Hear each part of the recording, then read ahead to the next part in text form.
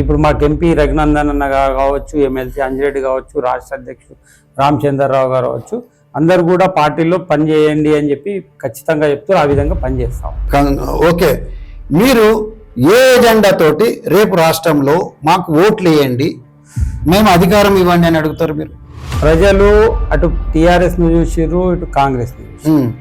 TRS 10 సంవత్సరాలు అవినీతి పాలన చూసిండు, ఇప్పుడు మళ్ళీ వచ్చిన కాంగ్రెస్ అవినీతి పాలన చూస్తాం. ఎక్కడికక్కడ కూడా ఒక్క సెంట్రల్ గవర్నమెంట్ నుంచి వచ్చిన ఫండ్స్ తప్ప గ్రామాలు ఇయ్యాల వీధి దీపాలు కావచ్చు, నా మోరీలు కావచ్చు, నా సీసీ రోడ్లు కావచ్చు, లైట్లు కావచ్చు, ఏది చేయాలన్నా అది Bharatiya Janata party central fund వస్తేనే ఇదేమన్నా గ్రామాల్లో. ఎందుకంటే గతంలో మొన్న సర్పంచ్లు ఇప్పటికి కూడా లాస్ట్ 7 సంవత్సరాలకు అయిపోతుంది. 5 సంవత్సరాల కింద చేసిన పైసలు ఇయ్యాలకి టీఆర్ఎస్ ఇయ్యకపోయి, ఇయ్యాలకి కాంగ్రెస్ ఓడి ఇయ్యాలి. రెండు టీఆర్ఎస్ మీద కొంతమంది ఈ గ్రామ పంచాయతీల సర్పంచులు నారాజుగా ఉన్నారు. అది గ్రౌండ్ లెవెల్లో ఉన్నమాట. ఏంటంటే చాలా పనులు చేసినా కానీ బిల్లులు రాలేవు అని ఉన్నది. కానీ రాజీవ్ గాంధీ 73, 74 అధికారం ఏదైతే తెచ్చారో అది నేరుగా గ్రామ పంచాయతీలకు, మున్సిపాలిటీలకు అది సెంట్రల్ గవర్నమెంట్ ఇవ్వాలి. సెంట్రల్ గవర్నమెంట్ అనేది ఎవరు ఉన్నప్పటికీ, బీజేపీ ఉన్నా, కాంగ్రెస్ ఉన్నా, రేపు ఇంకో పార్టీ వచ్చినా అది నేరుగా ఇవ్వాల్సిన ఫండ్స్. దాని కాకుండా ఈ తెలంగాణ సెపరేట్ అయిన తర్వాత బీజేపీ కొత్త ప్రాజెక్టులు, ఐటీఐఆర్ కానీ, లేకపోతే రైల్వే కోచ్ కానీ, ఇంకేమన్నా కొత్త ప్రాజెక్టులు రేపు వస్తేనే కదా బీజేపీ అడగడానికి. ఇప్పుడు గతానికి ఇప్పటికీ చూస్తే రోడ్ల పరిస్థితి చూస్తే సంగారెడ్డి అనుకుందాం, సంగారెడ్డి చుట్టూ కూడా హైవేలు అయిపోయింది. ఇటు నాందేడ్ హైవే కావచ్చు, వాంగ్లే హైవే కావచ్చు, 6 లైన్లు కావచ్చు, రింగ్ రోడ్లు కావచ్చు, రేపు RRR రింగ్ రోడ్. ఒక బీజేపీలో ఒక నితిన్ గడ్కరీ తప్ప ఏ మంత్రికి పాస్ మార్కులు లేవు.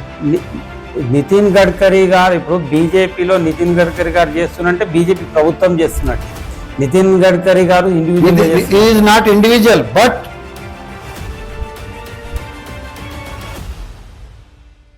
గతానికి ఇప్పటి చూస్తే మీరు 1 నేషన్ 1 అనేది 1 రేషన్ 1 అనేది చూస్తే ఎక్కడ ఏ రాష్ట్రం నుంచి వచ్చినటువంటి కార్మికుడు ఇక్కడ తెలంగాణ కార్మికుడు రేషన్ కార్డు ఎక్కడున్న 1 నేషన్ 1 రేషన్ కార్డు, అది మంచి పథకం అని చేసింది. అంత్యోదయ సిద్ధాంతం ప్రకారం చేసింది భారతీయ జనతా. ఇక్కడ వర్క్ అంటే కింది వాళ్లకు రేషన్ ఎక్కడైనా ఎక్కడ పోయినా ఏ రాష్ట్రంలో పని చేసుకున్నా రేషన్ దొరకాలి.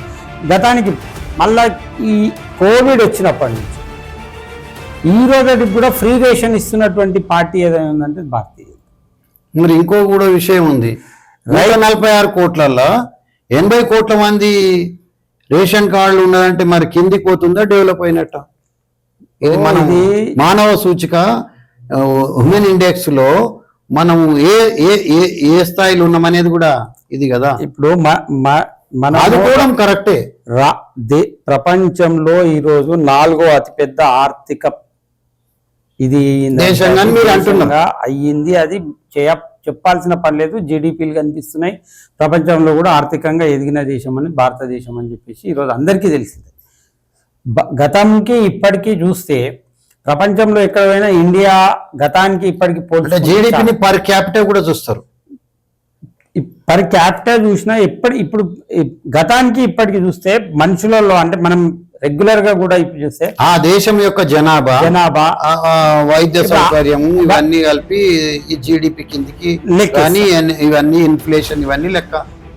భారతీయ జనతా పార్టీ వచ్చిన తర్వాత మీరు ఆయుష్మాన్ భారత్ అనేది 5 లక్షల రూపాయలు ఎటువంటి బీదవాడికైనా అని చెప్పేసి ఏ ప్రభుత్వాలు అన్ని రాష్ట్రంలో ఎక్కడ పోయినా ఆయుష్మాన్ భారత్ కార్డు ఉంటే ఇలా ఫ్రీ మెడికల్ జరుగుతున్నటువంటి ఆయుష్మాన్ భారత్. ఓకే, ప్రభుత్వాలు వచ్చినప్పుడు మంచి పనులు కొన్ని చేయాల్సిందే.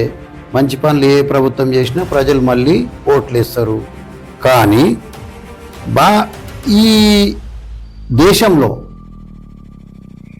దేవుని పేరు మీద కానీ మతం పేరు మీద కానీ బీజేపీ ఎందుకు ఓట్లు అడుగుతున్నది?